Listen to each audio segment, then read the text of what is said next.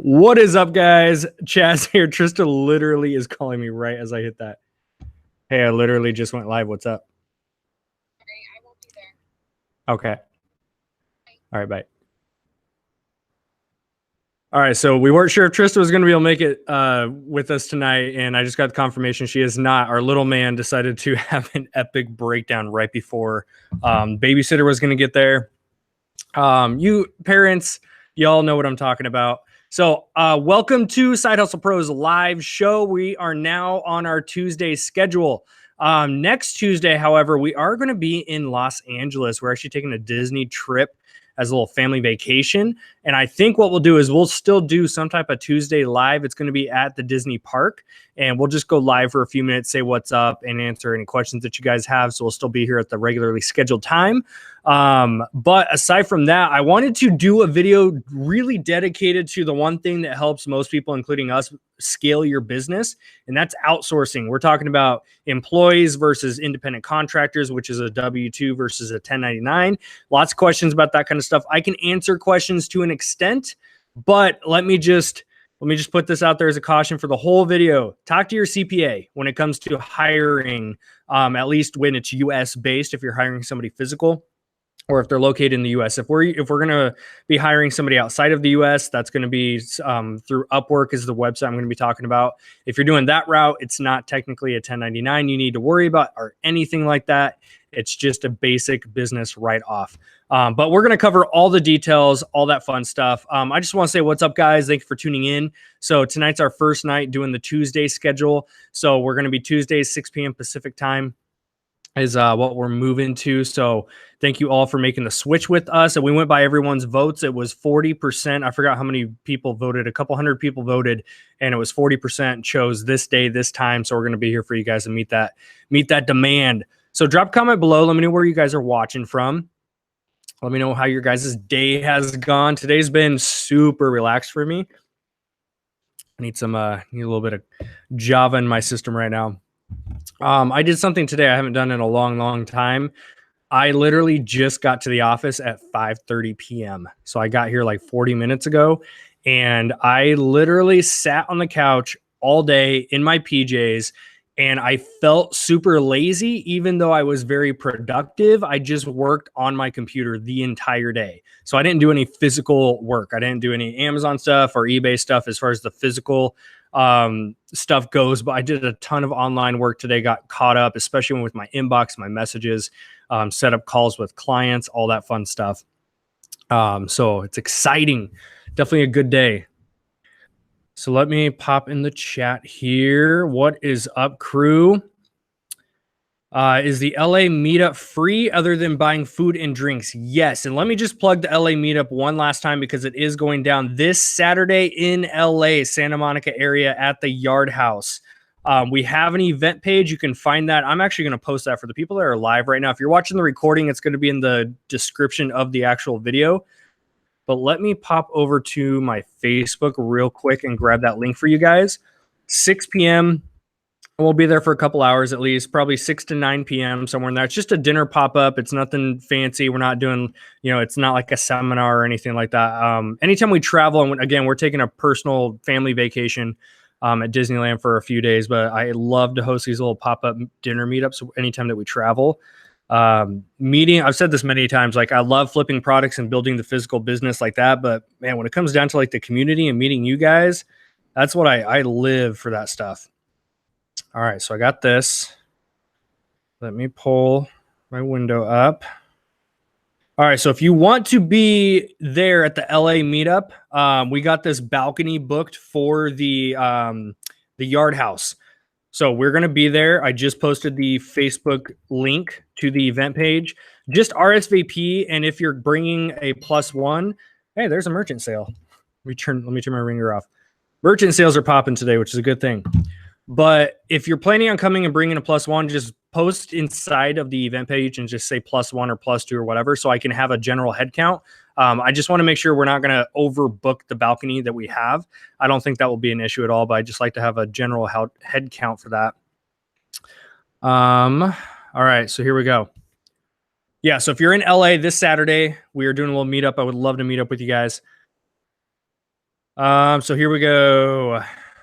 Anthony says, I'm wanting to hire someone to help me source, but I'm not sure what kind of pay to give them. What do you think? I'm going to dive into all that fun stuff for you guys. Okay. So I think we're caught up so far on here. All right. So let's dive in, shall we? I'm going to give you guys my little spiel on how our business has developed over the last, when's the first time we hired? I hired my first person onto our team 2 years ago. Actually, it's like 1 year and 3/4. So this July will be 2 years on the dot. And then, actually not July, December. I don't know what I'm thinking. So I've had my first person on our team for 1.5 years, and that was like a project manager role. Instead of me trying to do all this stuff myself, I needed somebody to help me kind of keep my head on straight with some stuff. And then we got into the virtual assistant world probably about 1 year ago. And that was a game changer for a lot of different things. I'm going to talk about specifics with you guys. So I'm an open book for you guys here. So if you have any questions, drop those in the comment section. Happy to answer those for you. Again, talk to your CPA before you go on a hiring spree.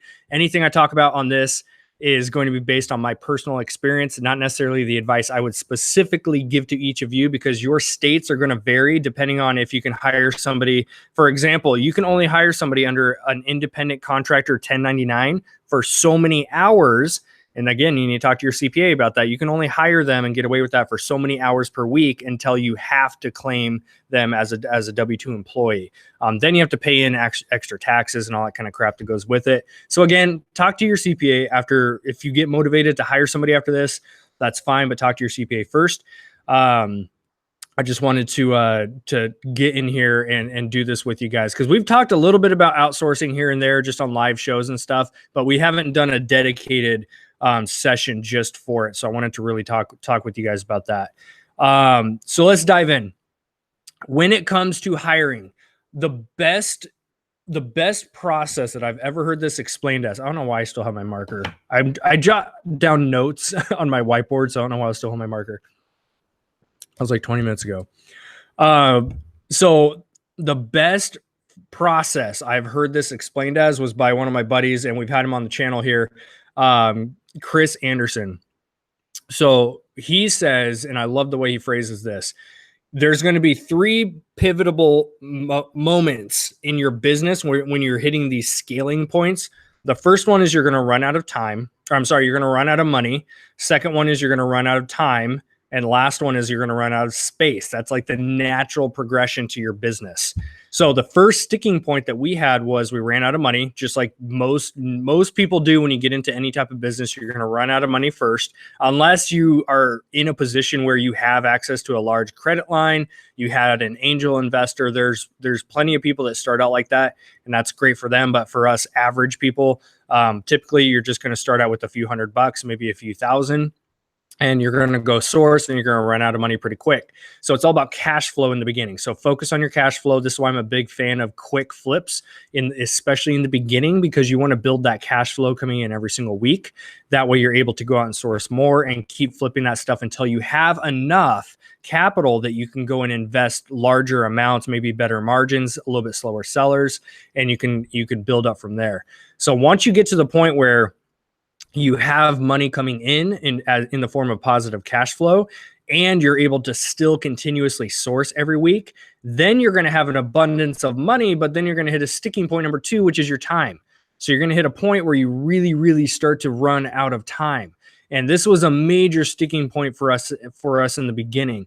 And we maybe did it a little bit backwards because we got our office space and then we started to run out of time with things. So we flipped those number 2 and 3 just a little bit. And this is kind of like a baseline to follow. It's not like this specific model that you have to follow, but whatever works for you guys.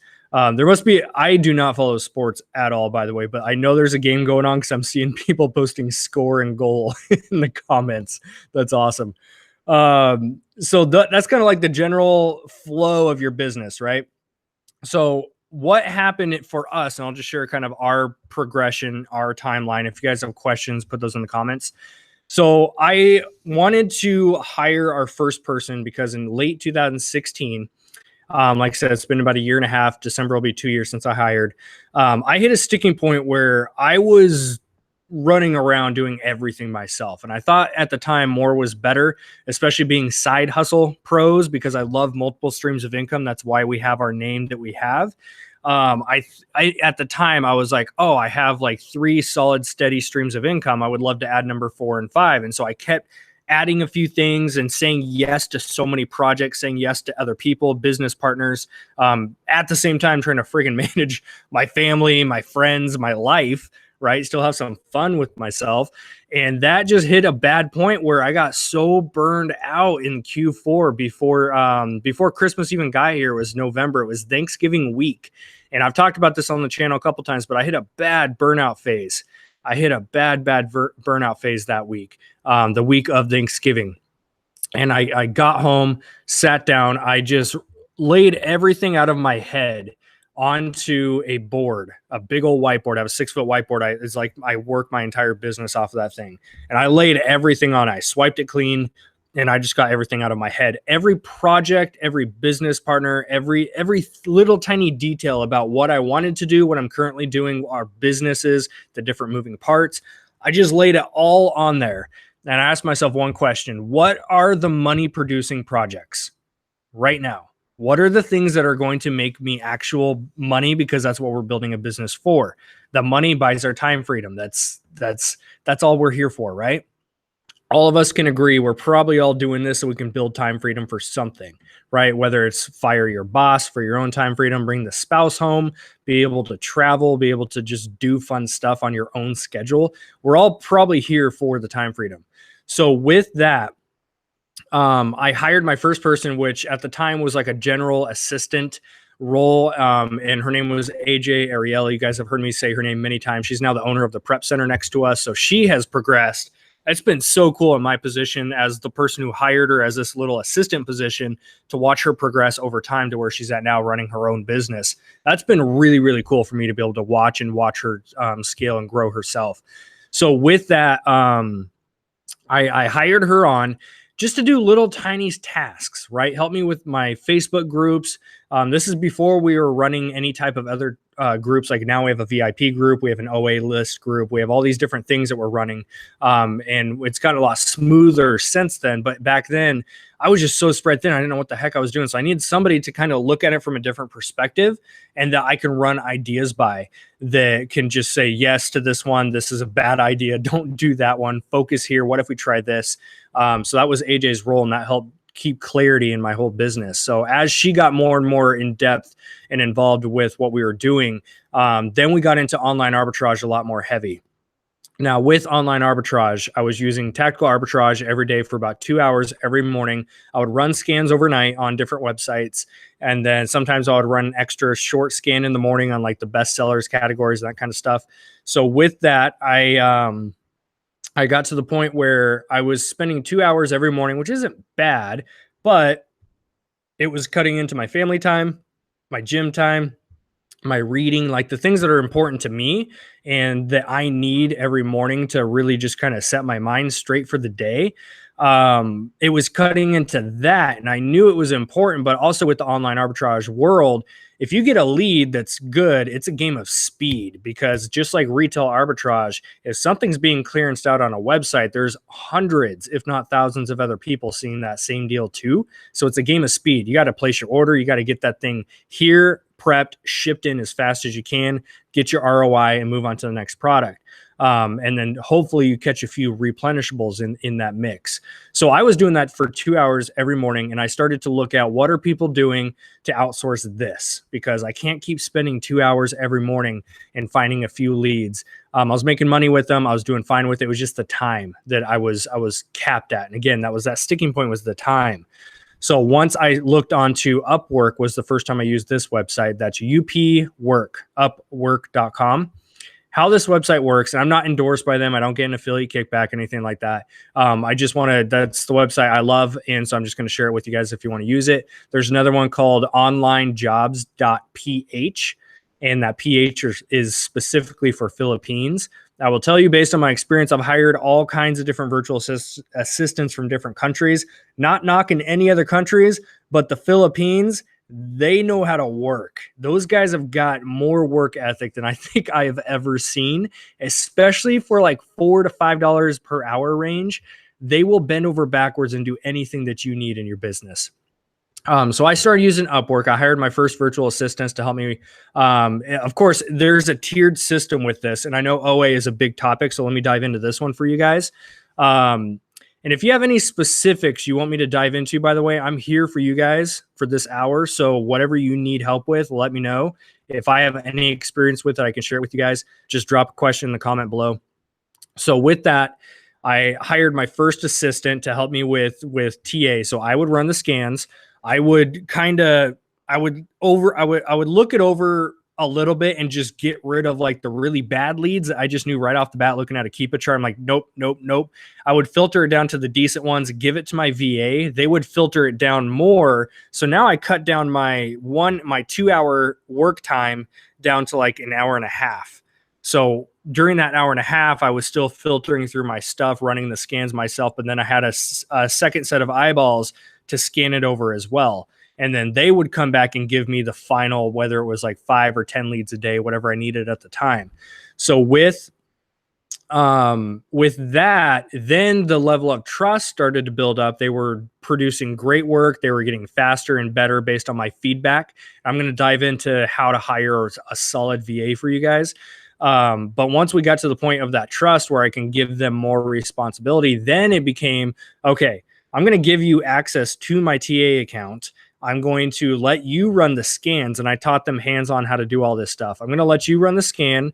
I gave them the websites based on different websites that were having maybe a sale or coupon code or whatever top cash back website was having discount cards, all those different things we'll talk about. So I started to give them more responsibility. I gave them the TA account they can run the scans on. I gave them which websites I wanted ran. I told them which filters to use. They would run the scans, run a filter. They would run their own type of filter where they were picking out and cherry picking the good ones. They would give them to me. I would look them over and then narrow it down to which ones were the best. And those would be my purchases. Now with that, then it got to another level, which some of you know by now. We don't openly market this. We don't need to, which is a great position to be in as a business owner. But we do run a group where a lot of people struggled with tactical arbitrage, and a lot of people time and time again would message me constantly with these questions. There's so many videos on YouTube, and I recommend you check them out. Learn tactical arbitrage. It's going to be the best bang for your buck. But a lot of people were stuck in a position that they don't have the time to sit here and mess around with the filters. Maybe they don't have the time, or they just don't want to. So I had people that came to me and said, hey, you've learned how to use this. You have a team now. I will pay you to access some of these leads each day. So that's where our OA list group was born. That's a whole nother conversation. If you want information on it, you just need to message me. Just message Chaz at sidehustlepros.com. And you can find my info down here. But with that being said, that list group started, which means I needed more help. So I hired on more virtual assistants. I had to turn several of them over because it took several bad ones to find really good ones. And then I had to work with them, give them constant feedback to help them improve. And you guys, feedback is crucial when it comes to virtual assistants, by the way. Absolutely crucial, because they want to get better.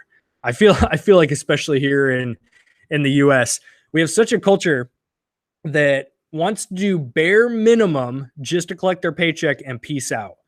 But in the Philippines, these guys literally blow up my inbox wanting feedback. They want me to criticize them. They want to get better. They want to keep improving. Like, their work ethic is incredible. They've got insane respect for me because of that. So with that being said, we hired on more people. We had to filter through some not so good ones to find the really good ones. We had really good ones that would just quit out of nowhere. All that kind of stuff happens. And it's just part of business. It's part of the ballgame that you chose to play, and you have to be willing to get up there and play that game.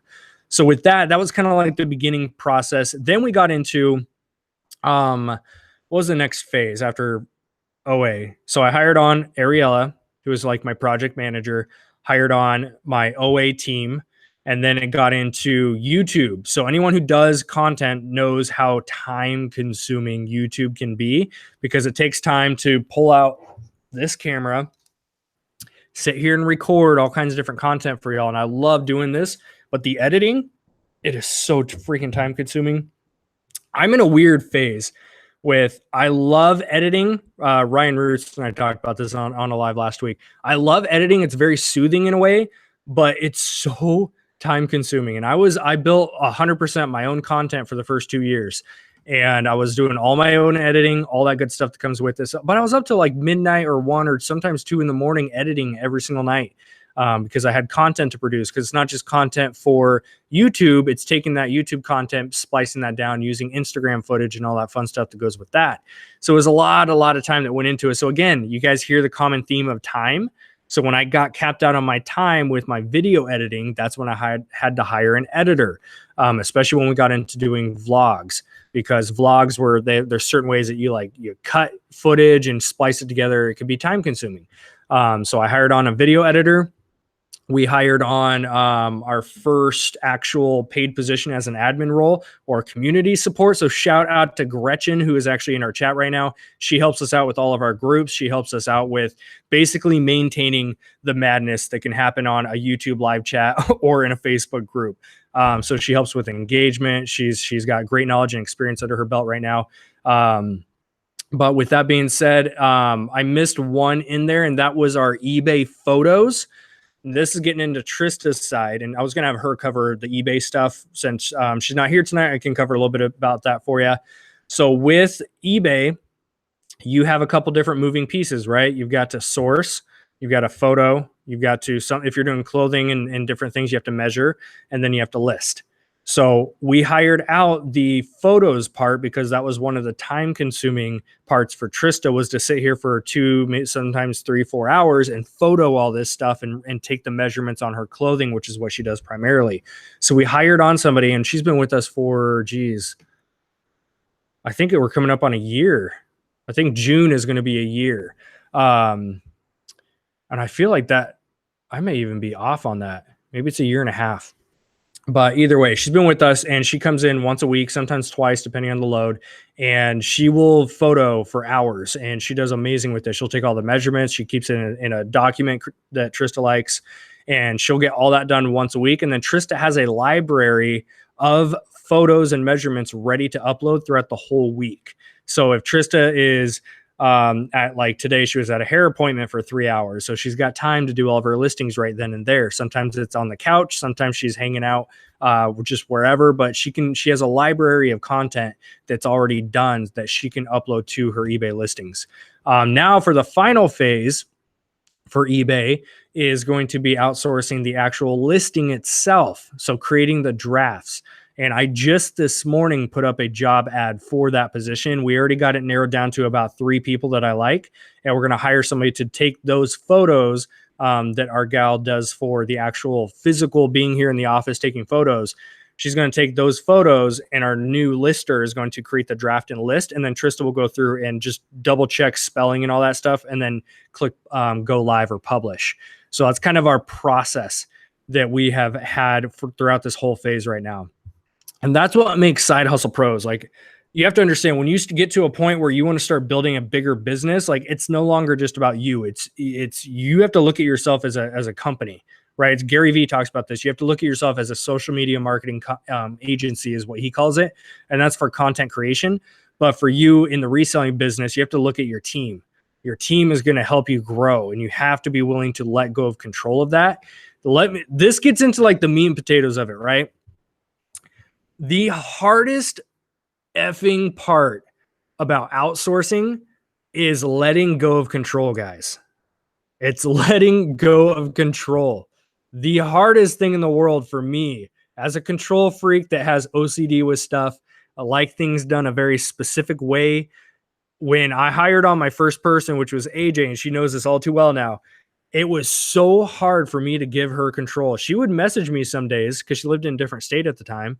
She would message me some days and be like, hey, I'm ready to work. What do you have? And I'd be like, oh, no, I'm good. I don't have anything today. Even though my checklist was huge, because I felt I was the only one that could do all those tasks, and I did them the best. And I can't let anyone else touch that.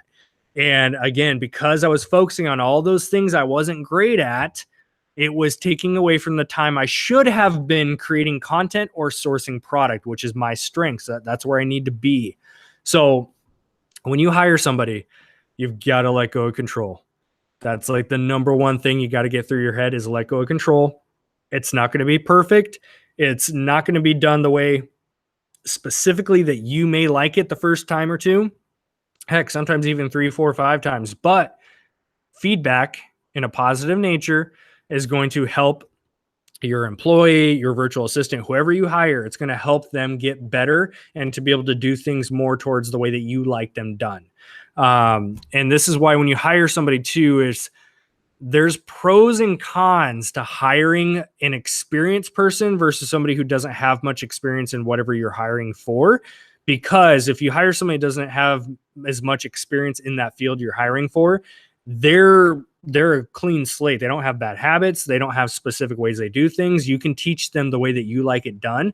But on the flip side, they may not be as quick. They may not be as efficient as somebody who's experienced. But be ready if you hire somebody that is already experienced. You might have to mold a few habits that they have set in stone because they do things a specific way in their way. You might have to help mold a few of those things. Do we have questions so far? I'm just kind of like, I'm unloading my brain about our own journey and everything I've kind of learned about virtual assistants and outsourcing in general, hiring physical employees. And I just want to get everything out so you guys kind of have the knowledge base that I have. Whether or not you want to do something with the information, that's up to you. But if you have questions, I'm here for you guys. Coffee break. All right, let me scroll up and start hitting some of these questions for y'all. Somebody said, Chaz, your VIP page is in a different language. Daniel, that's on the Facebook side. It's definitely in English on my side. I'm sure there's some setting where you change what a page looks like on that. All right, let me scroll back up, guys. Make sure I get all your questions. Where do you find a CPA? I'm looking for referrals, but nobody has gotten to me. I mean, oh, Anthony, I didn't even look at the name. Anthony, yeah, you're down, Eugene. Yeah,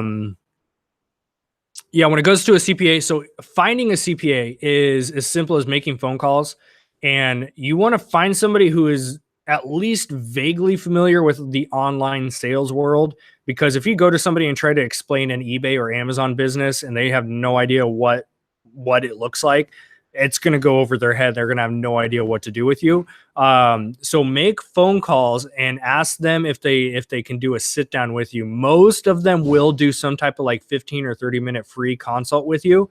So that's what I would recommend. I guess Margo, hopefully that answered your question too. Do you get any old CPA or one that works with online sales? Specifically, you want to go for somebody that has knowledge base with online sales.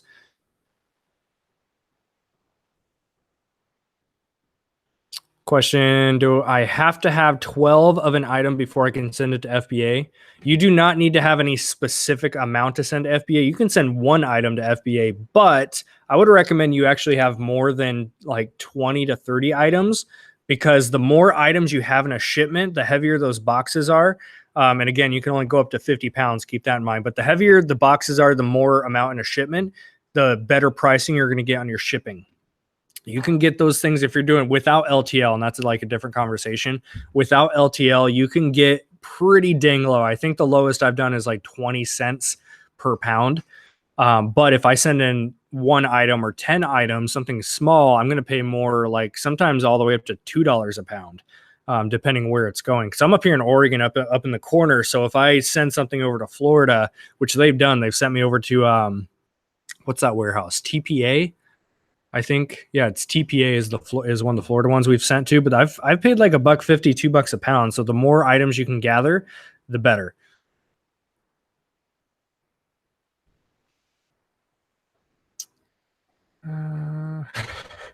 Definitely a game going on. I love it. Mad Hatter says I'm married to a Filipina. Love it.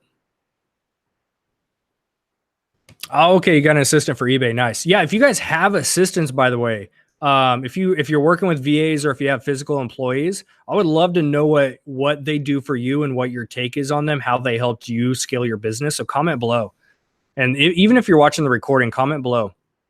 I always love to see what other people are doing with theirs.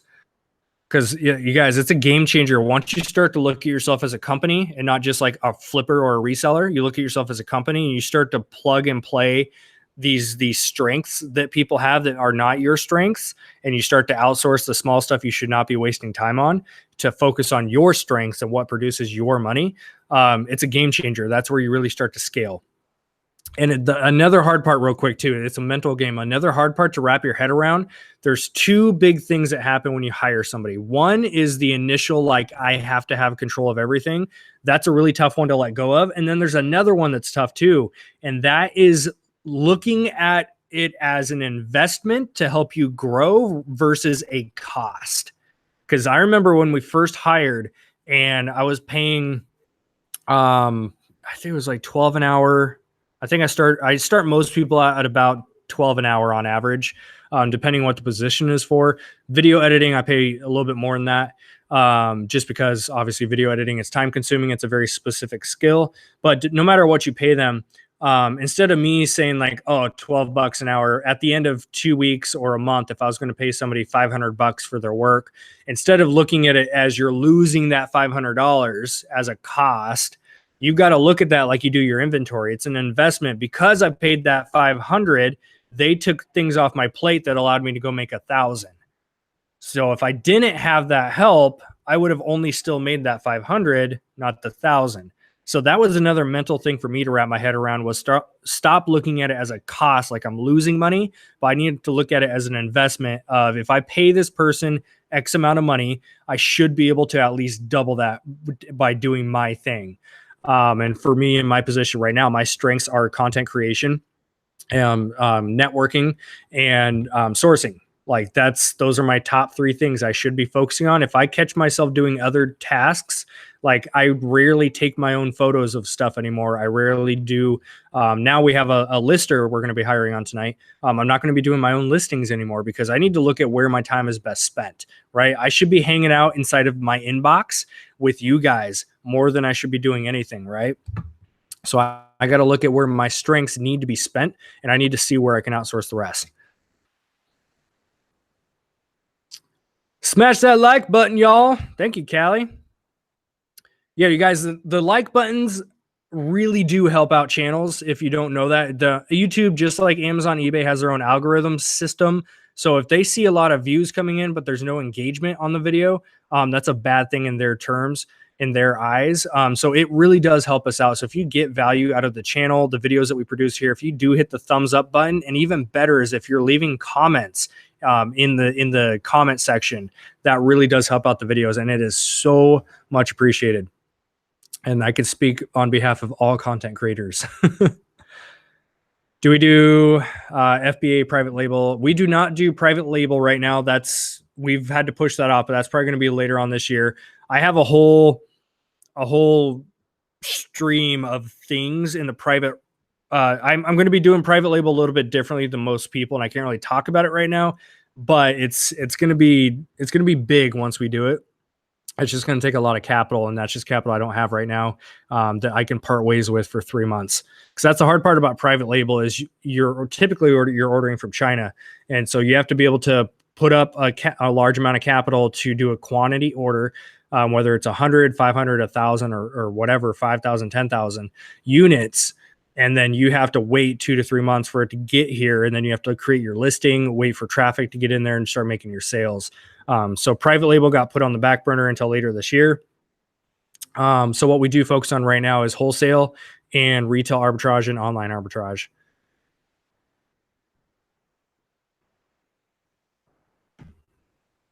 I'm a nurse in real life, but I hurt my back at work. I want to do Amazon. Yeah, it's definitely, it's like any other business. It's time consuming, takes a lot of work up front, takes a lot of mistakes, a lot of trial and error.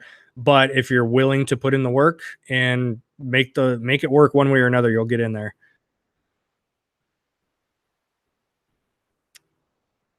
My chat bumped down. Do I have a video on how to organize bins? Sonia, we do not have one yet, but we will. We've been messaged several times about showing how we do inventory management, because we have a whole eBay room over here, and we've got bins on bins on bins in there. So there's a specific way Trista categorizes all of her stuff. So that's a video that we will be doing.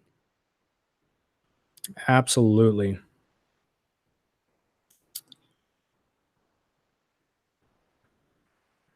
When you hire a VA, is that considered an employee or contract? Wondering about taxes and accounting. So here's how that works. And again, talk to your CPA. This is just based on my own experience, what my CPA has instructed me to do. So that's specific to me. So talk to your CPA first. But with that being said, if you're hiring somebody physical, they're going to need to be either 1099 or a W-2. So that's called an independent contractor, which is 1099, versus a W-2, which is an employee. Now, that's as much as I'm going to talk about on that subject, because I can't tell you how many hours determines which one. That's up to you to talk to your CPA with. But if you are hiring a virtual assistant from overseas, so for example, if you're using Upwork, you are going to be using and let me clarify, that is not just for overseas. If you're using a website like Upwork, Upwork is your business expense. So you write it off as a business expense. You don't need to worry about 1099s. Upwork, as their own company, handles all that back end stuff. You just use it as a tax write-off. Now, if you, for example, find somebody on Upwork, but then you take them off Upwork, and I do not recommend this, but if you take them off Upwork and you start PayPaling them or billing them directly, or they bill you directly, would be how that is. You pay them directly, then you're going to have to deal, and if they're US based, then you're going to have to deal with 1099s and all that fun stuff that goes with it. But again, talk to your CPA. Just based on my experience, Upwork will basically track all of your expenses every week, and at the end of the year, I basically just give my CPA the number that I paid to Upwork and for which positions, how much I paid at the end of the year to everybody, and then it's considered a tax write-off or a business expense, as the category goes under. So that's how you kind of differentiate the two. So a virtual assistant, technically, they're not going to be an employee, because you're not giving them a W-2.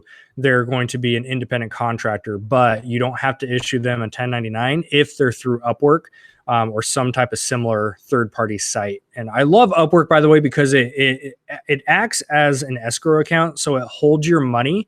And so, for example, if I put up a job for I forgot that was another thing we outsourced too, is t-shirt designs for merch. So we hired on a graphic designer for t-shirts. So for example, I pay $5 a design. So they basically take my $5, they hold on to it. The job is completed. I mark it was accepted. I like the work. I take the design, accept it, and then it pays the VA the $5. Now, if I have any issues at all, which I've ran into them before, if I have any issues at all, Upwork will work with us, back me up, and if it came down to it, I can get my money back if there was a discrepancy in the work that was supposed to be done. It didn't get done. It didn't get done on time. Upwork can work with you on that. That's why I like having that third party in place. It would probably be a little bit easier if I was just working with somebody one-on-one directly, and I know they wouldn't have to pay fees on their end. But at the end of the day, I gotta watch my back. So I like to have Upwork as that. What is my average sale price? For me in Amazon, I would say we had a huge jump. We went from, I'm just going to pull it up. I don't even remember what my average. We had a jump from 2016 to 2017. 2018 is going to be, we're in a weird spot right now with Amazon, because I haven't actually sent in an Amazon shipment in like a month, because I literally transitioned all of our stuff from retail arbitrage to wholesale. But our wholesale order is taking about 3 weeks for shipping. So for the last 3-4 weeks, I've literally just been sitting here waiting for product to get in, so that I can start turning my capital again. But I will pull up for y'all reports. All right, so I'm going to pull this up so I can show you guys average sale price.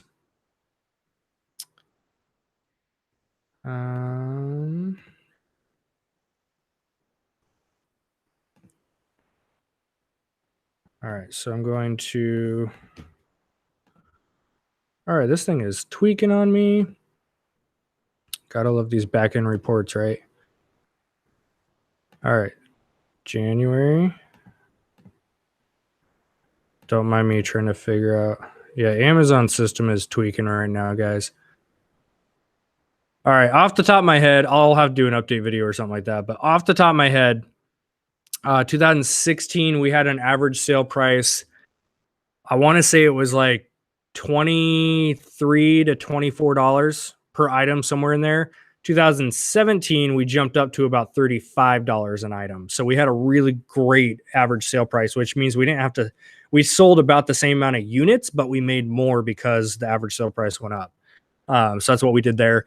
On eBay, I typically sell shoes, toner, and miscellaneous electronics like calculators. I just picked up these like voltage testers at a garage sale. So I sell miscellaneous stuff, typically a little bit higher dollar price. I'd say more like $60 to $80 range is what I sell on eBay. Trista does clothing, and her average sale price lately has actually been a lot higher. So I'd say her average sale price is closer to like 20 to 25 range. And she's been selling a lot of stuff between like 30 and 40. That's lately, but overall about 20, 25 is pretty average.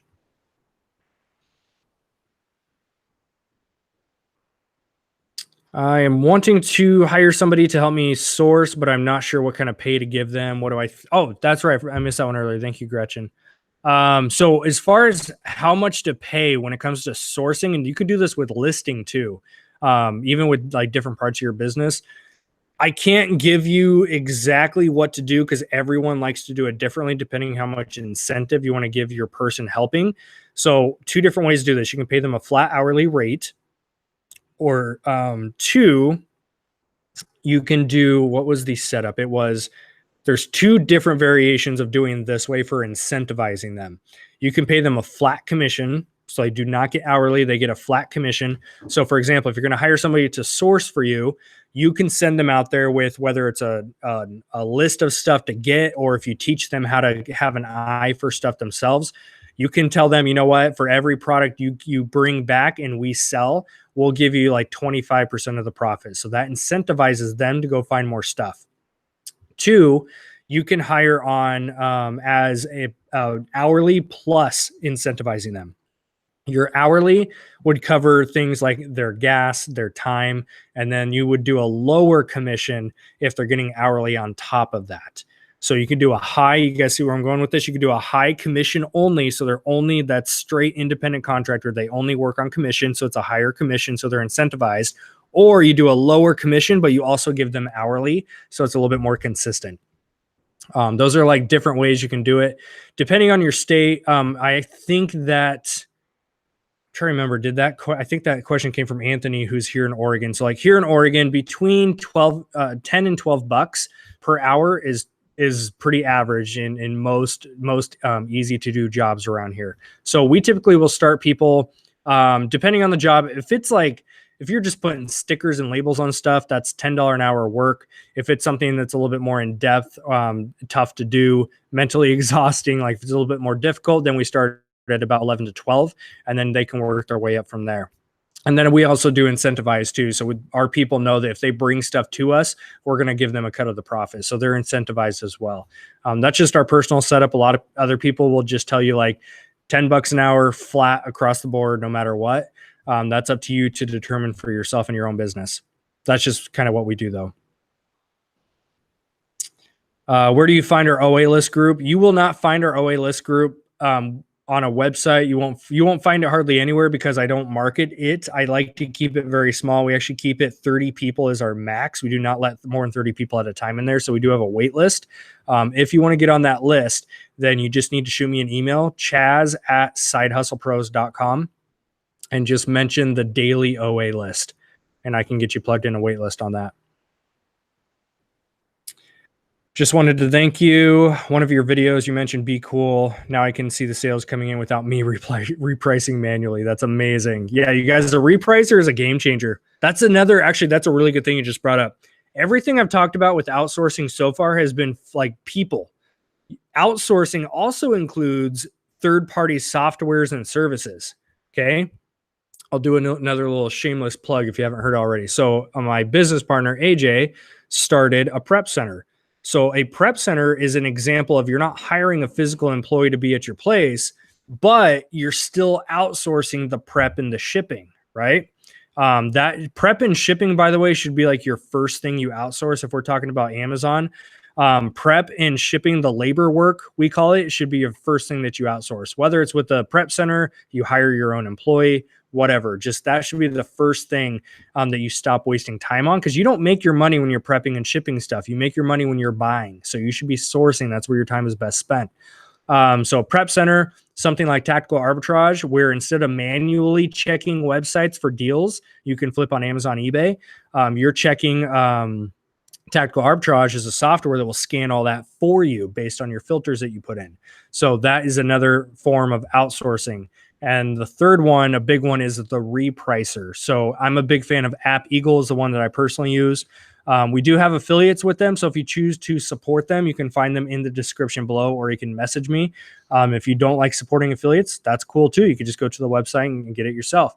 But with that being said, a repricer, instead of sitting down every single week or every single day, manually checking all your listings and manually repricing. I used to do that for an hour every Sunday night. Every Sunday night for like an hour to an hour and a half, I would sit down and I would reprice all my stuff. But again, I wanted my time back, so I outsourced that to Appeagle. So now I pay Appeagle to manually reprice my stuff hundreds of times per day, rather than me doing it once per week. And I missed out on a lot of sales because I was manually repricing for my first 2 years. 6 months ago, I outsourced it, and it's been, I will pay, even if they do fee increases, I'm not saying they are or they will, but even if they do, if fee increases, I'll pay whatever, just because I have my time back. I don't have to manually reprice anymore. Yeah,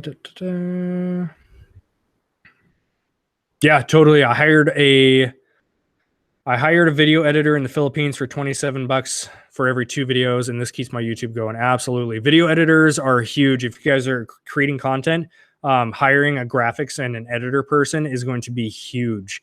I just did that. I actually switched from, I did have somebody in the UK I was paying, and then I switched over. So now I actually have somebody local to me. And I'm trying to do that with all of our stuff, by the way. It's going to cost more, but I'm trying to build a local team. So I'm really, really pumped that we have a local video editor and graphics person now.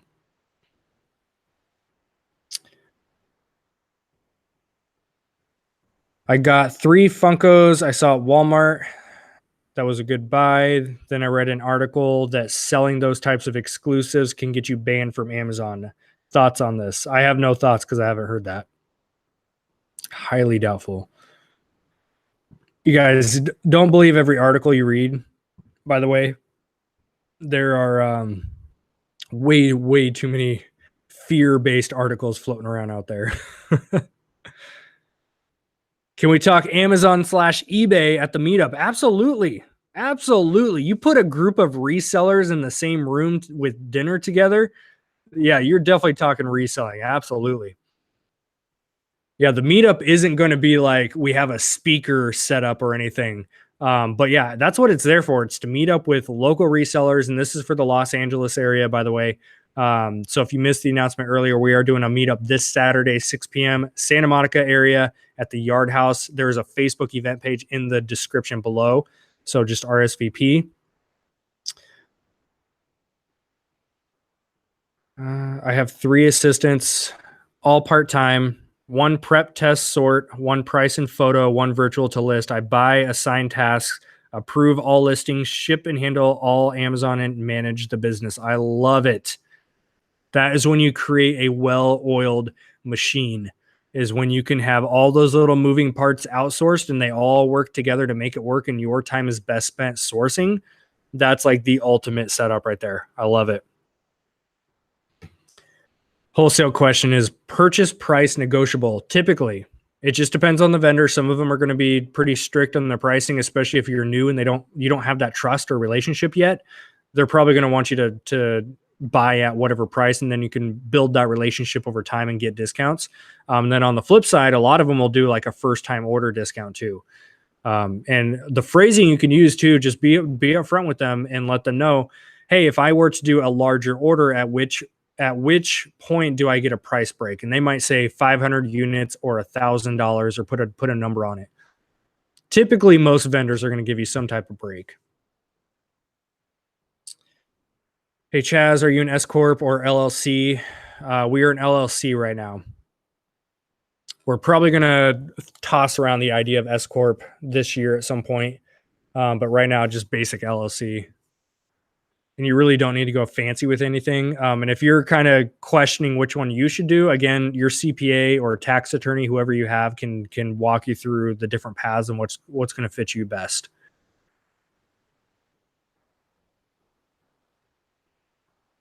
Sonia, don't overthink it. Will I create a script on how to negotiate? I will not create a script because there is no one script that fits every conversation. The thing with scripts, like you can follow scripts, but like you're never going to build a personal level of connection with somebody if you're following a script. That's never how it's going to work. Even if you think you're bad at negotiating, all you have to do is ask. Ask for what you want. That just goes for life. Ask for what you want. You have a way better chance of getting it than if you just don't ask at all. So if you want a price break, ask them, at which point do I get a price break? Is it $500? Is it 500 units? Just be upfront with them.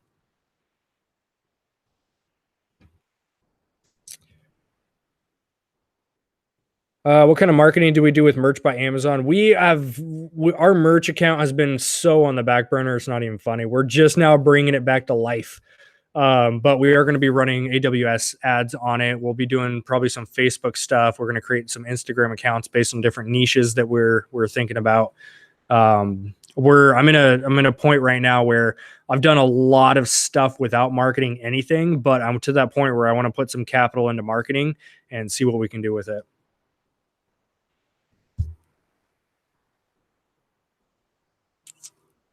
Do a lot of viewers become customers? Actually not, because we don't publicly like promote our store or like throw it out there for people to buy our stuff. So we probably have a few people that buys our stuff, but yeah, we really don't publicly market at all. I don't know how true it is too, but I also know I have a mosquito bite, which is why I keep itching. Look at this thing. You guys see that? We did a fire pit the other night. This mosquito like attacked my arm. Completely off topic. But a lot of people I've talked to before, they say that if you have a large amount of people from like a YouTube following flooding your store and looking at stuff but not buying, it's going to mess with your metrics. So I'm a little hesitant to like openly say like, hey guys, I have sales this week, go check them out. I'm a little hesitant to go down that route. Where do we find your daily OA list? And how much is it? You just need to email me. I don't have a website or anywhere you can find it. You have to email me directly and I can plug you into a wait list for it. It does run at $135 a month, and that comes down to about $6.75 per day. And the basic layout is you get a daily OA list. It's called Daily OA. I give you guys, based on tactical arbitrage finds, I give you guys between 10 and 12 OA leads per day, Monday through Friday.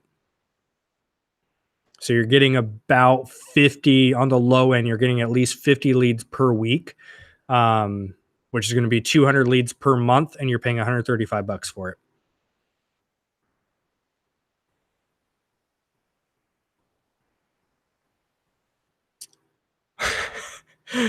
Mad Hatter, I love it. 75 viewers and only 20 likes. Come on, guys, be nice. No, seriously, any like I'm never the like pusher, but it does help the channel out. So if you guys hit that like button, if you comment, that helps the engagement with our channel, and it's much appreciated. Hey, what's up, John and Rose, California? Yes, Jeremy. Jeremy probably knows my addiction to whiteboards by now. Just got a whiteboard, loving the whiteboard. Love to use whiteboards instead of notebooks, 100%. I've got this thing is, yeah, it's probably, I've got a 6-foot one right here. I've got another 6-foot one on the other wall. I've got a bunch of little ones like this. I've got a bunch of little ones. And then we also have, it's going to be a beast. This thing weighs like 150 pounds, but we scored big. We've got 5. We're not keeping them. We're going to sell. AJ has one. I'm going to keep one. So we're going to sell 3 of them, but we've got 5. They are 12 feet long, like wide. And I think they're 4 feet tall, and they are 150 pounds. They're magnetic. They're basically the leftovers from a college. So the big honking ones that schools have, we got those for man, what were those? Were they 15?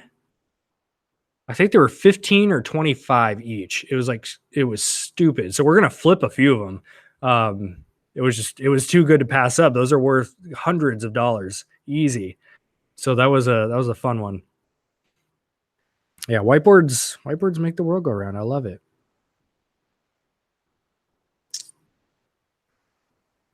Funkos are not gated. No, they are not. You might be, if you scan a Funko Pop and it comes up restricted, that just means you specifically are restricted for that brand, and you need to go through the hoop of finding a distributor to get that off. I can tell you though, Funko is getting a little bit more strict on their third-party sellers. So there's been a lot of Funko listings that are disappearing. There's been a lot of restrictions popping up. So just proceed with caution.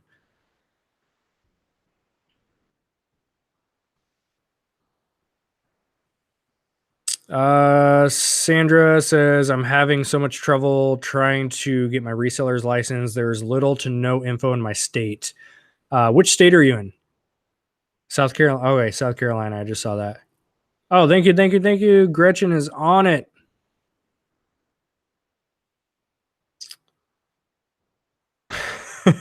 Awesome. Thanks for hooking her up, Gretchen. Yeah, you guys, if you ever need to find your reseller certificate, every state is completely different, but most of them are going to have you go through their .gov website. So just Google your state and type in reseller certificate and find the .gov link, and that's typically what it's going to be.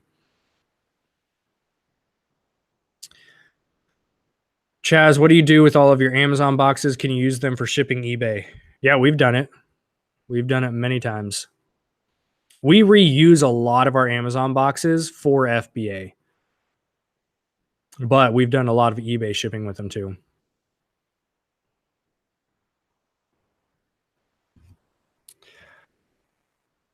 Sandra, you might need to create an EIN. Again, it's completely different state by state, so I can't tell you exactly what you'll need. You just need to read through the .gov document, and they'll tell you exactly what you need.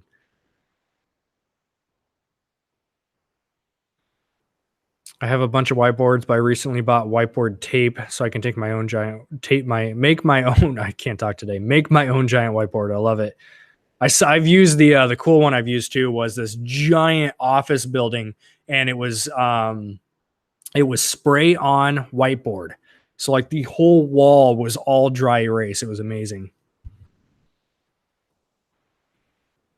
What do I do when a listing disappears? Like the Funko listings, I personally will just list them over to eBay. If they're currently in my inventory in Amazon and FBA, basically make the eBay listing.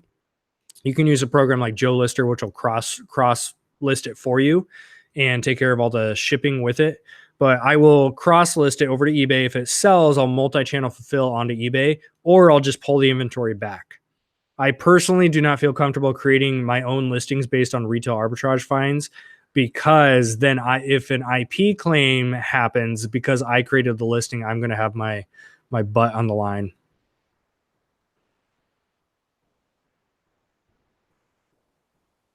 I'm very happy for you, Chaz and Trista, for growing the business. I've watched you guys a lot and been very honest in sharing all your experiences in reselling. Awesome. Thank you for, I really can't talk to you guys. I'm so tired. That's what I get for sitting on the couch all day working for my computer. Thank you for tuning into the channel, supporting everything we do. Really means a lot. And we really are here just to, like, this channel started 2.5 years ago of me just documenting our journey.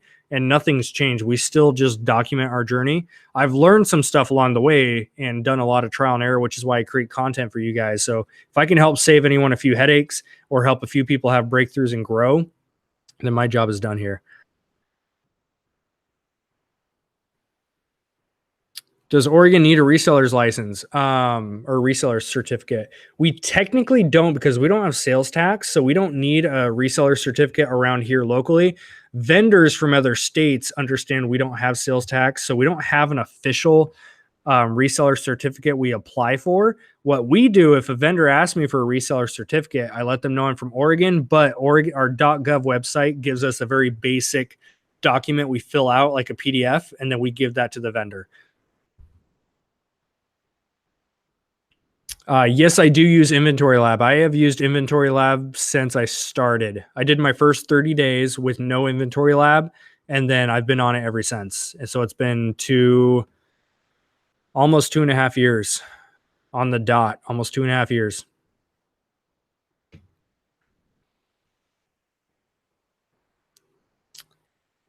To resell gated items on Amazon, do I have to have bought 10 of that exact product?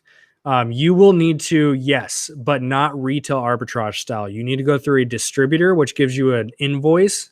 If you go through a retailer, they give you a receipt. The receipt's not going to cut it in Amazon's world, but you do need to order a minimum. And they'll tell you when you apply for the brand or the product, they'll tell you how many you need. Typically across the board, it's going to be a minimum of 10. So I tell people order 12 to 15 just to be safe. But yeah, you will need 10 of the exact product because they want to see that you're ordering from an authorized distributor and you're ordering in quantity is what they want to see. But it's that simple. Go through a distributor in any brand. Some of them you're not going to be able to find, and that's okay, but just move on to something else. Go through a distributor, order your 10 to 15 products and get multiple if you can, and then apply. And that's usually how you get it done. I have not tried Ink Frog yet. I keep seeing that one pop up. I'm actually going to write that down. I would really like to try that one. Tell you what, I will try it and then do like a review on it as like a normal consumer. That way I can see how it works, see if it's beneficial. And if it's beneficial, I want to share it with you guys because I keep seeing that name pop up, but I haven't actually looked it up myself yet. Because that's another, it's like Joe Lister, right? Where it cross checks, or not cross checks, but cross lists. What's up, Money Evolution? Oh my gosh, we made it to the bottom of the chat. I love it. Cool. So I want to make sure I covered everything. So you guys, I want to just pour everything I have about outsourcing and all this for you. So employee versus 1099, you need to talk to your CPA. I'm just going to leave that there.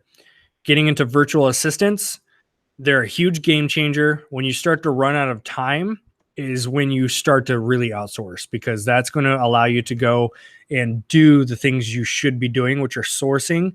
And if you're in a different world, like if you're also a content creator like myself, then we need to be creating content and engaging with our community. So that's another big thing you need to focus on too. Sandra, that's a question I cannot answer because, again, it varies. It's such a gray area and it varies state by state. You need to talk to a CPA about that. That's local to you and knows your area. The question was, I have my nexus in my state. I know I have to charge tax for my state, but do I have to do it for others? That's a very gray area in the reselling world, and you have to talk to your CPA about it. Because you're going to hear people saying, no, you don't need to. You're going to hear other people say, yes, you do. Until the hard part with it is this: the government hasn't come out and flat out said yes or no. There's all kinds of battles going on about it right now, but no, they haven't flat out said yes or no. And that's why it's such a gray area. And a lot of us don't talk about it. You just have to talk to your CPA with it.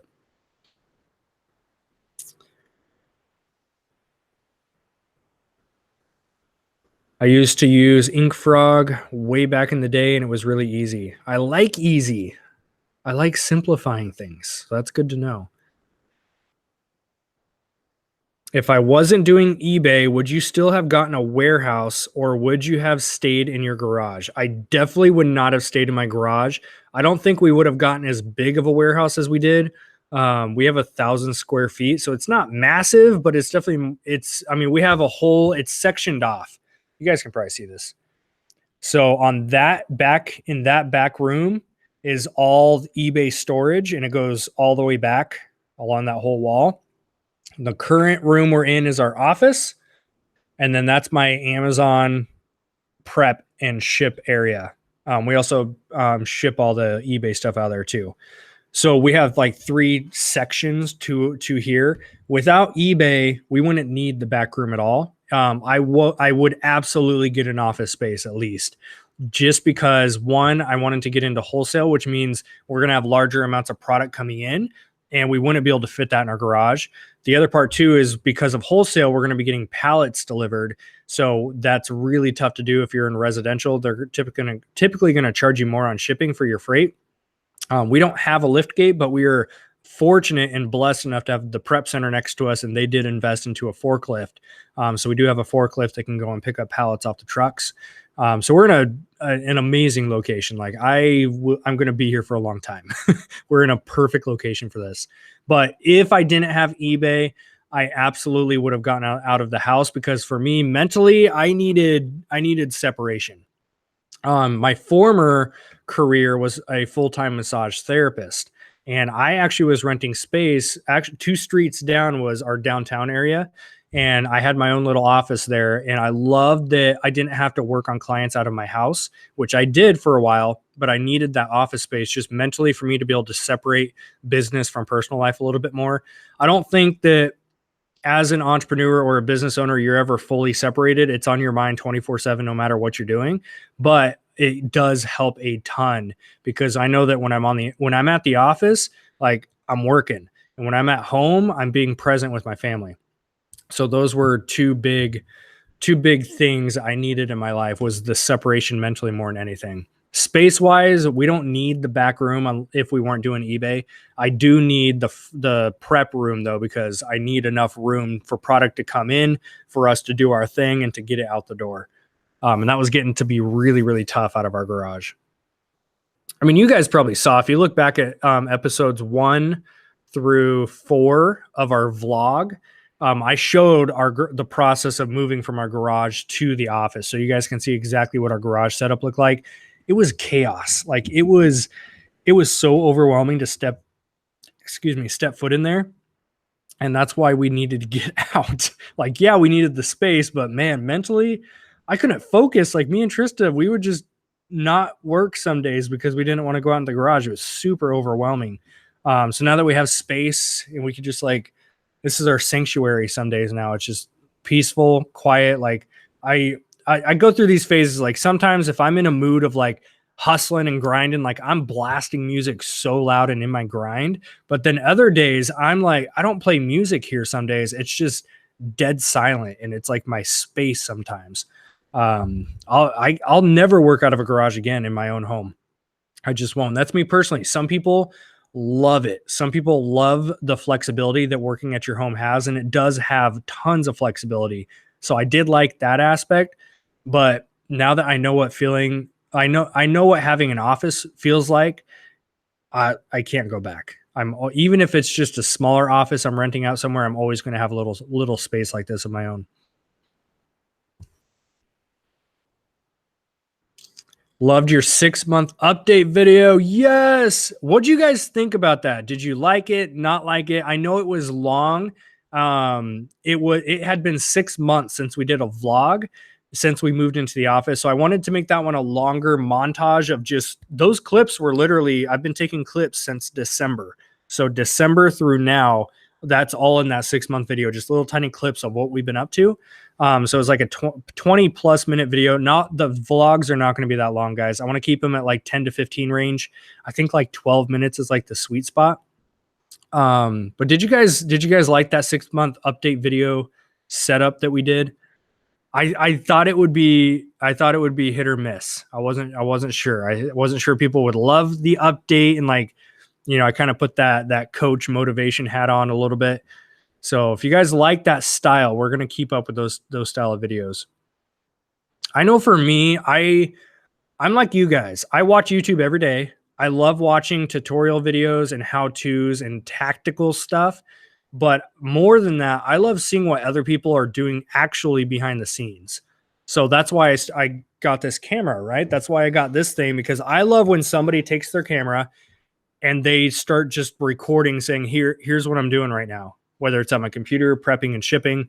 I love seeing the daily process, not so much like, here's the best way to do this in your business. Like, I like to see the actual daily process. Yeah, how'd you guys like that editing? That was my new guy. Shout out to Brian. Yeah, and he's local too. He's up north of me in Seattle, so we're gonna meet up pretty soon. But yeah, dude's got some skill. I was very, very excited to have him on board. I literally took all the clips, gave it to him, and I just said, work your magic. And he produced. That was on the first try too. So he did amazing.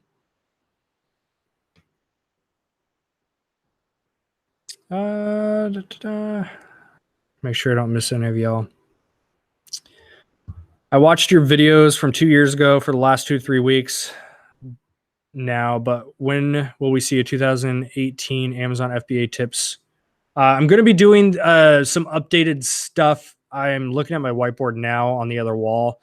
I've got a whole list of videos. I'm not even kidding. I've got 1, 2, 3, 4. I've got about 30 different videos up on my whiteboard that I need to do. It's putting them in the right order to have them flow, because I just kind of threw up a bunch of ideas. So I need to get them to flow the right way. But one of them is going to be a series, which is 2018 FBA for beginners, because my FBA videos are usually from like 2015 and 16. A few things have changed, not a ton, but I just want things to flow a little bit better, and it's going to take some time to get that done.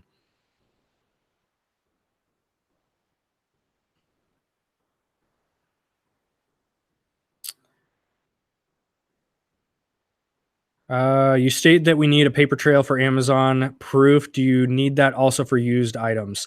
I will say that if it's a new item, I will not list a new item unless I have a legit paper trail to back it up. So retail store or an invoice from a distributor. If it's a used item, there have been zero. I have not seen one single case of an IP claim or anything that was on a used item. And that's not just for me, that's for the lots of people I've talked to about this too. So I personally still list on Amazon if it's a used item, specifically used, and if it doesn't have a paper trail. And that's a risk thing. I have a higher risk tolerance than I think a lot of people do. And that's something I'm personally doing on my own account. If I end up suspended because of that, then that's on me. I have no one to blame but myself, and that's a risk that I'm willing to take on that, because I highly, highly, highly doubt Amazon's going after anyone for a used item. Now, with that being said, I don't sell a lot of used items at all anymore. I used to be like 90% of my ballgame used to be used electronics. That's all I did. Now I'm moving into wholesale products, personal care items, grocery, that kind of stuff. What is my go-to motivation song at the moment? It's not a song, actually. Let me pull. Wait, I can't play it. YouTube. I was gonna play this. I was gonna play one of the things, but YouTube will flag this whole video if they catch on to songs. So the song, there's two things. The song, the typical legendary from Gary Vee. You guys know which song that is? Who's the person that sings that? It starts with a W. It's like Wes. Hold up. I'm going to look this up. Welshly Arms, legendary. WELSHLY Arms, legendary. That's like the typical Gary Vee song. Every time I listen to that, totally gets me in the mood. But more so than the song, lately I've been addicted to one clip, and some of you have probably seen this. It's a clip of one of Steve Harvey's little motivational speeches. It's not long at all, but it's super impactful, where he talks about taking the jump. That one lately, for some reason, it's just, I listen to that every day at the gym, and man, I love Steve Harvey for that. Yeah, if you just look up Steve Harvey jump and even type in motivation with it, you'll see a couple clips of it. Super impactful. What kind of access will a VA need to your Amazon and TA accounts, and how do you set it up? I don't have a need for any VAs to be in my Amazon account, so I don't have that set up. But if you are going to set it up, it's called user permissions, and you can set it to where they can't see your sales or anything, but they can manage.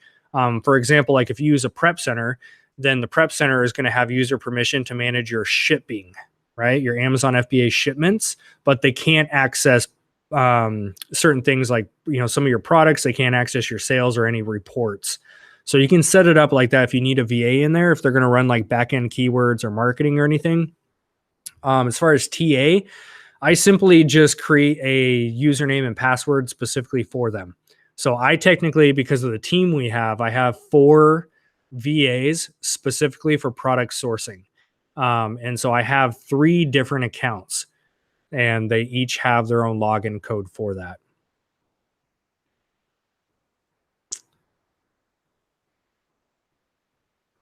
All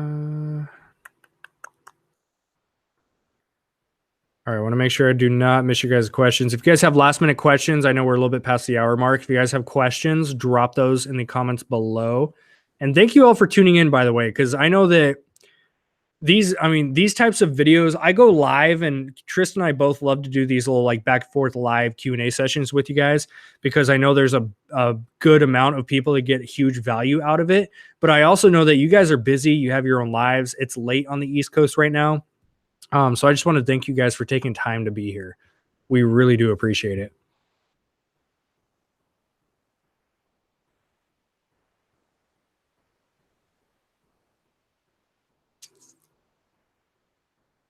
Oh, nice, Sandra. Just made your 3rd sale in 2 days. That's amazing. Congrats. It's addicting. Once you get that first couple of sales, it's all you chase. I love it. 2.5 years in, I'm still a treasure hunter. I cannot wait to go garage selling on Friday. I'm so excited. I love treasure hunting. Like I'm never going to grow out of it. I've told Trista this tons of times. My goal is to be running a $5 million a year wholesale business, to where it's just like I can leave for a week and I've got employees here like running the thing.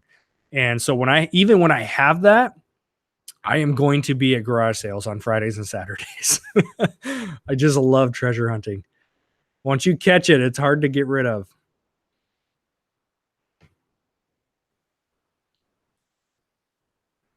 My chat keeps bumping down.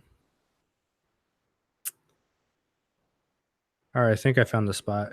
For your wholesale product, are you trying to adjust the listing at all? Yes, we are going to be making a few tweaks to the listing.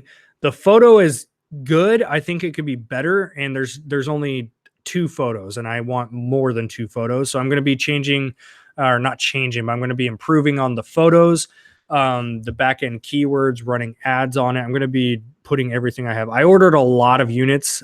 We got 960 units for this one product. So it's pretty deep on that product. So I want to make it move faster, and I want to bring that rank down. It's already ranked really well. It's ranked between 8,000 and 10,000 in personal care. So it's already ranked really well. And that's all year. It's an all year seller. It doesn't go through waves. So it's pretty consistent, but I know we can get that rank down if we make a few improvements. And when I say rank down, I mean closer to number 1. Some people say up, some people say down, high, low, whatever. But I'm going to improve on the rank. So even if I have to cut into my profit a little bit to get that rank to go flying, I mean, I want to sell through these 900 plus units pretty quick. And it has the potential. I'm just going to make a few tweaks to it.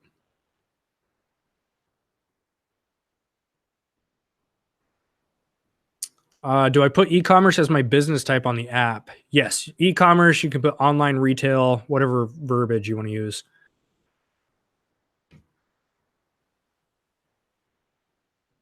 Oh, nice. Lebanon, just south of me. I love it. I had grandparents that live down there, so I've been down to Lebanon a couple times.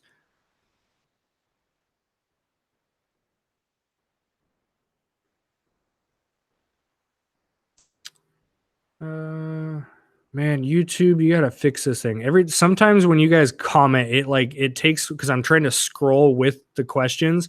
And so sometimes when there's comments, it bumps it all the way down to the bottom. So I always have to scroll back up. We do not do private label at the moment. It's going to be later on the year.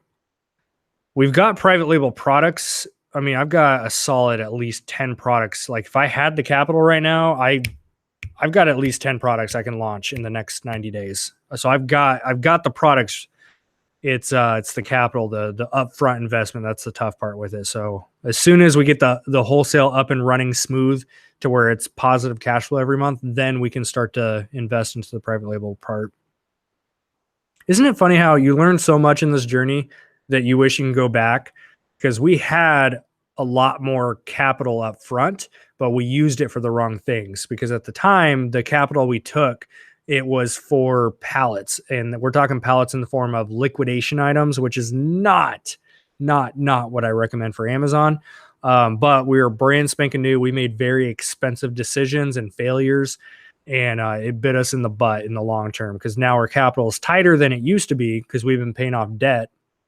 So if I can go back in time, man, I would have had 20, 30, 40 freaking PLs running right now.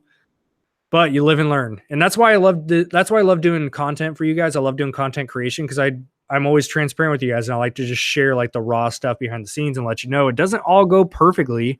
I made so many dumb mistakes in the beginning. And that's why I like to give you guys at least a little bit of advice, so I can hopefully steer a few people away from some ditches that they fall into.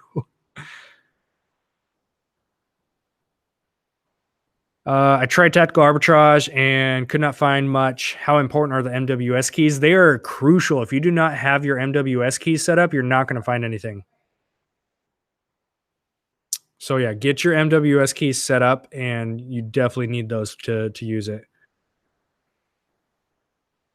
Oh, Nate, nice. My wife and I are both quitting our day jobs of teaching to do this full time. Any tips for couple transitioning from part-time to full-time? First of all, congratulations, because that jump right there, the fact that you guys are both doing it together, that is huge and extremely scary.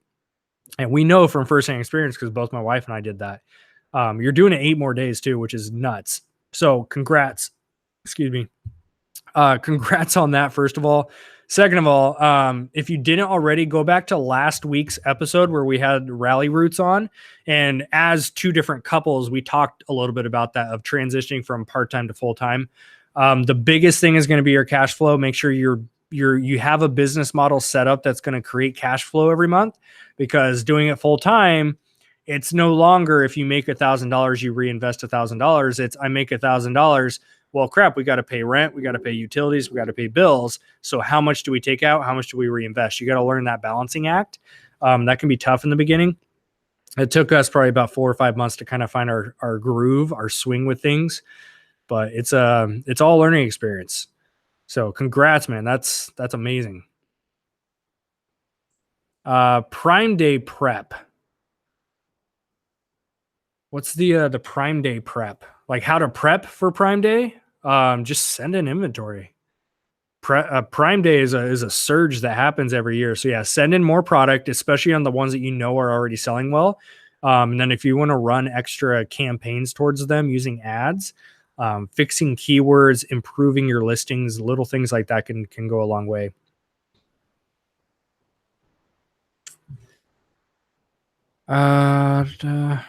Irish Peddler. Yes, Gretchen nailed it. Recently joined your VIP group. What's the best way to contact you? Couple different ways. Go into the group under the pinned post, and I have a link inside that post to my personal calendar. You can go and book an appointment with me for a phone call, or if you just want to shoot me a text as a VIP member, you also have access to my cell phone. My cell phone number is in the group pinned post. So shoot me a text, or if you want to set up a call, you can use my online scheduling system, and all that information is in the group pinned post.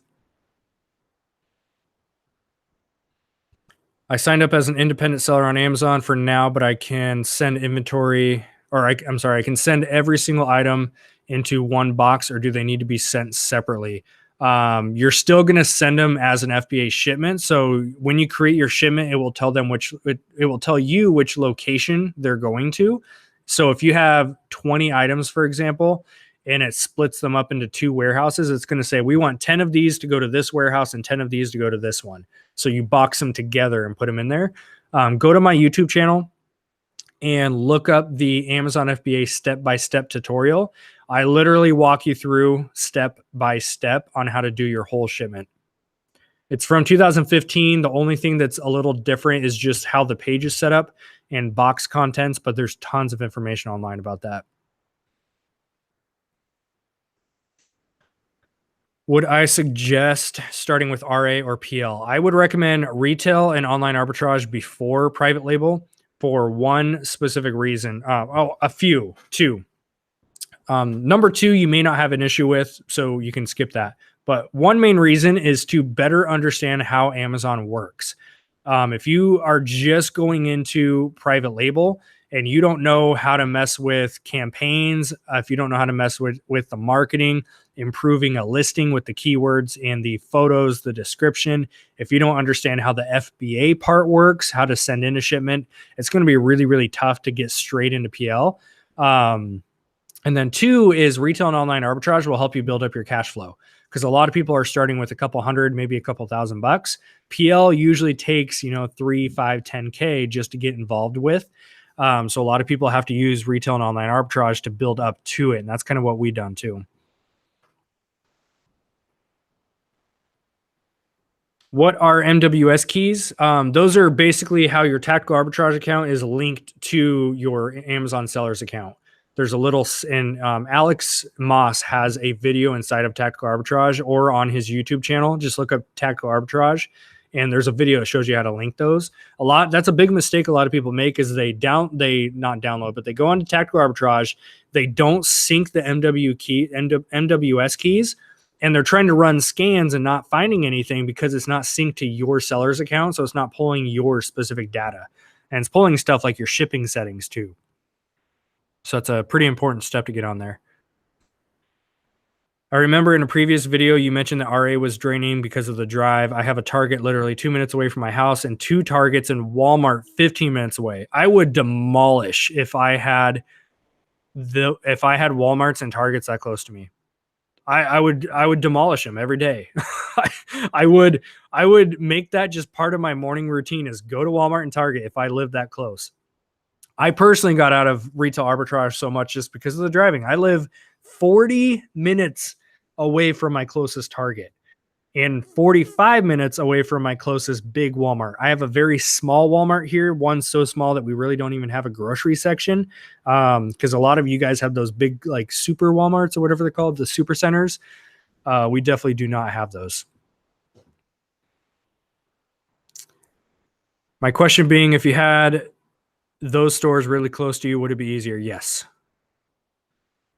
It depends on the time of year too. Like right now, Walmarts and Targets are going to be clearancing out electronics. So you should be going and checking electronics area pretty often and video games. Certain times of year, they clearance out toys. So you want to hit the toys a little bit harder. Anything retail arbitrage though, if you're buying it on clearance, same thing with online arbitrage. It's a game of being first in or last out. You've got hundreds of other people, it's probably thousands of other people that are seeing the same stuff you're seeing, and it's going to be a competition game. So a lot of times if you send your stuff in but price it a little bit too high, you're going to miss the sweet spot to make your sale, and you're going to be stuck with some inventory waiting for these guys to sell out. So you have to be the first in, price your stuff lower, ROI, and flip it quick, or you have to be last out, let the quick flippers sell out, and then you're left with your profit afterwards. Yeah, we have a neighborhood Walmart, super tiny. It's 50-50. Sometimes because it's small and we're 40 minutes away from the big cities, because I live in a small town. We only have 30,000 people here. So it's not tiny, but it's definitely on the small side. We're an hour south of Portland. So because it's small, sometimes I get really good deals in there, but then other times it's so small that they don't even ship like certain stuff to our Walmart. So I don't get access to some of them.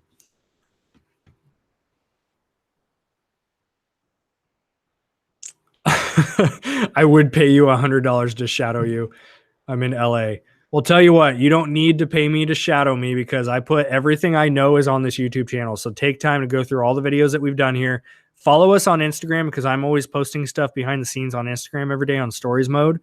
And since you're in LA, if you didn't hear earlier, I will be in LA. Tristan and I will both be in LA this weekend, Saturday, 6 o'clock in Santa Monica at the Yard House. We will be there hosting a little dinner meetup for people.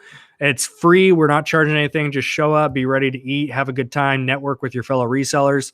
There is an event page. So after, I actually think it might still be on my copy and paste. Yeah, it is. So if you're on live right now, I just posted the link to the event page. So just click on that. You need to make sure that you, oh, I just lost my chat bar. There it is. So give me a heads up if you're going to be on there, RSVP on the event page, and yeah, come chill at dinner. We're an open book. So whatever you got, as far as questions, we're here. Okay, cool. So what you can do is, if you need the exact location, just click on that Facebook link anyways, and it will take you over and show you the address. It's the Yard House, Santa Monica area. But yeah, if you show up, have a good time. And I mean, it's not just me and Trista, but it's tons of people are going to be there. So you got all kinds of knowledge you can tap into. Do I sell seasonal items such as Christmas products? Yes. I just went through, I'm not going to say which one, but I was selling a 4-pack of Peeps for $20. And I paid $1.48, $20 sell price. Same thing with candy canes, certain types of candy. I definitely go for some seasonal stuff. Seasonal stuff is hit or miss. You have to know what you're doing. And again, it takes practice. It took me three seasons to figure out certain things did well. And not just certain things, like I can tell you candy canes, but you have to know like which types, and you have to know when the sweet spot to sell them is. Any plan of coming here at Sacramento? Yes, I will actually be. Hold on. I do not want to mix up my Cali cities. I will be. I'm going to look this up real quick. What I need to do is create like my travel schedule for the year and post it publicly somewhere so you guys can all see where we're doing meetups for the rest of the year. Anytime we travel, I always do a meetup everywhere we go. Advanced. I'm going to look this up for you so I don't make sure I don't mix them up. All right. I'm going to be in, that's not it. Hold on. I need to look this up. While this loads and I look this up. Well, what the heck? Where's it at? All right. I don't remember off the top of my head. It's either in Sacramento or it's in San Francisco. I don't remember which one, but I'll be there in July. So it's either, don't quote me on it. It's either in San Francisco or Sacramento. I don't remember which one, but it will be in July and I'll be there. We'll also be at eBay Open at the end of July. I'll actually be, this was super last minute, but do we have any Denver people by chance? I will be in Denver next weekend, or not next week, in the weekend after that. June 1st and 2nd, I'll be in Denver, and we'll do a Denver meetup too.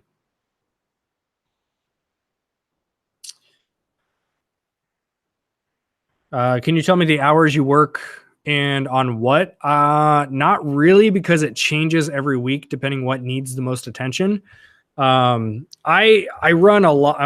I run a lot of different side hustles. So my process is I focus on one, it grows. I try to make it as passive as I can.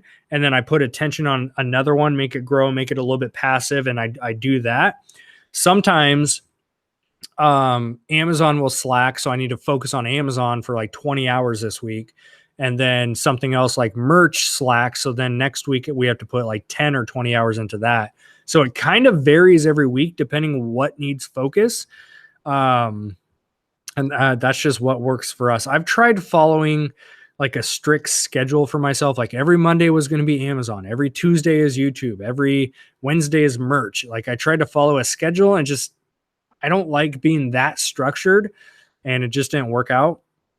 for what I was doing. But yeah, I just sit down every Sunday or every Monday morning and I just look at my whole week. I look at all of our business stuff and I look at what needs the most attention and I just go in on it. So I might spend 20, 30, 40 hours on one business and 10 hours on another, 5 hours on another, 2 hours on another. And then the next week it can be completely flipped around. And I kind of like it because it keeps me from being bored with any one thing. Like doing massage therapy, I was a massage therapist for almost 10 years and I did it full time for 7 years. And for those 7 years, even though I loved it and it was my passion, I loved helping people in that field. After 7 years of doing the same thing, 6 clients a day, Monday through Saturday, like by the end of 7 years, I was bored. Even though I loved it, I was bored. And with the current setup we have with multiple side hustles and multiple projects going on, like I love the chaos of it. Keeps me busy. I don't get bored and I'm not doing so much that I'm overwhelmed anymore. Like I'm very calm and focused and driven right now. I'm like, it's hard to explain. You guys know when you feel like you're on your A game, like you just got blinders on, like nothing bothers you. You're just focused on your own shit. That's where I'm at right now. And I feel really good with it. Like I get people all the time like, hey, what do you think about blah, blah, blah? I'm like, I don't know. It's not in my wheelhouse right now. Don't care about it. And I'm just focusing on my craft. And I'll get other people like, oh, did you see the video on blah, blah, blah? Nope. I got my blinders on, focusing on my craft. It's kind of where I'm at right now. I'm in a really good spot.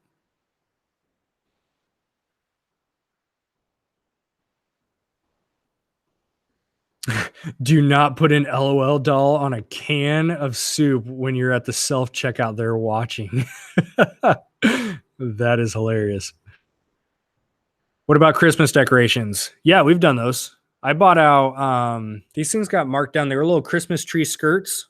Walmart. This was not this last Christmas, 17, but 16. 2016 Christmas. They clearance these out for 75 cents each. And they didn't take up much space. I think I want to say it was like 150 of them. And 75, I mean, they were cheap. They were 75 cents. I held on to them in my attic because we were in the garage at the time. So they were in my attic all year, sent them in for Christmas, and we sold them for like $12.99. So I've done that. If it's low cost or it doesn't take up much capital and you've got the capital to spare and you don't mind holding on to them, I'll totally do. I've got Christmas stuff. I won't say what, but I've got Christmas stuff in our inventory room right now that I'm waiting for next year. One of them I bought for $4 each. I think I can see them from here. I got about 20 of them, $4 each, and they sell for about 40 during Christmas. So I bought out 20 was all that was on the shelf. I bought all 20 of them, and we're probably going to make like 30, $35 a pop. People blinders. Literally just blinders that go inside of your face. And we could just put like on the side of them, could just say, don't bother me. I'm focused. I'm staying in my lane. Not getting distracted. Are you guys ever going to come to the Northeast area like New Jersey? That has been probably the number one suggested thing that we do is go to the whole like New York or Jersey area. We've gotten so many requests to go out there. We don't have any events or any reason to go out there, but I am highly contemplating doing little pop-up meetups, even if I don't have an event going on, just to be able to fly in for a couple days, do a meetup, do some sourcing in your guys' areas. Maybe we'll just throw out a random invite saying, hey guys, I'm going to be in New York on this day. Let's go sourcing and see if we can do something. So yeah, Northeast is definitely on our radar.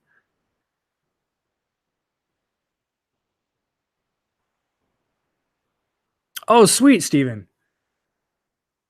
Lives in Colorado, is going to be driving in for the meetup. I love it.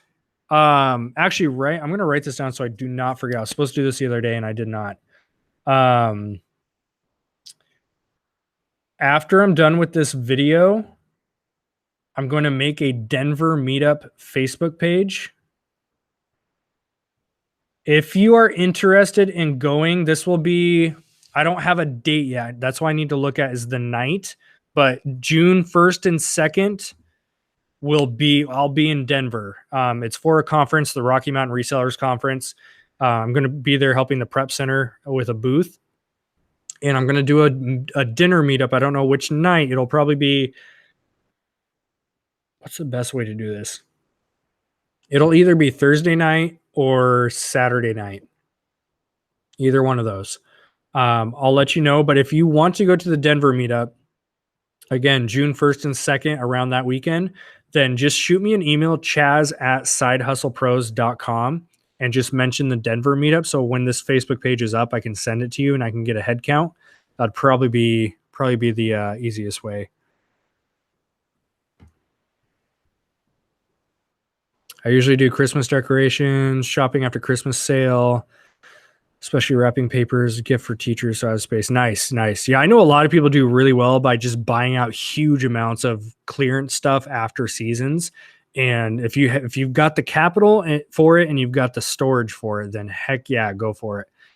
If you do not mind sitting on stuff and sending them in, we did that with artificial Christmas trees. We had a pallet one time that had new in the box artificial Christmas trees. We got them for $40 each and they retailed for about $400. They were huge and heavy. And even after paying a premium for shipping those things into Amazon, we still made about a $200 profit on each one. And, but we had to sit on them for 6 months. We had a storage unit at the time. We just stored extra stuff in. And so we stored them in the storage unit for 6 months, pulled them out. I think it must've been August or something like that. August, September, shipped them into Amazon. And sure enough, they sold. So I personally don't mind doing the seasonal stuff.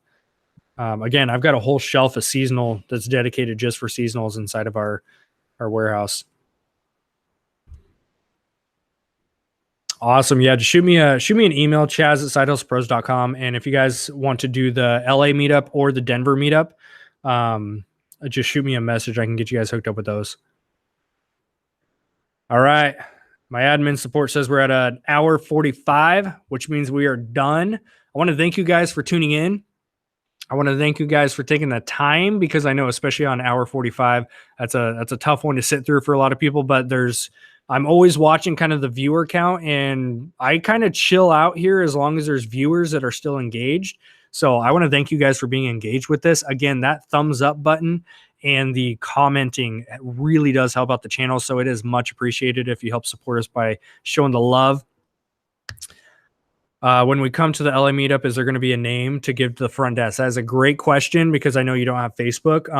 I'll put it under Side Hustle Pros and they'll bring you out. We're going to have a whole balcony. So Side Hustle Pros is what the name will be under for that. But aside from that, I love y'all. Thank y'all. Peace out. We will see you guys soon. We'll see you later.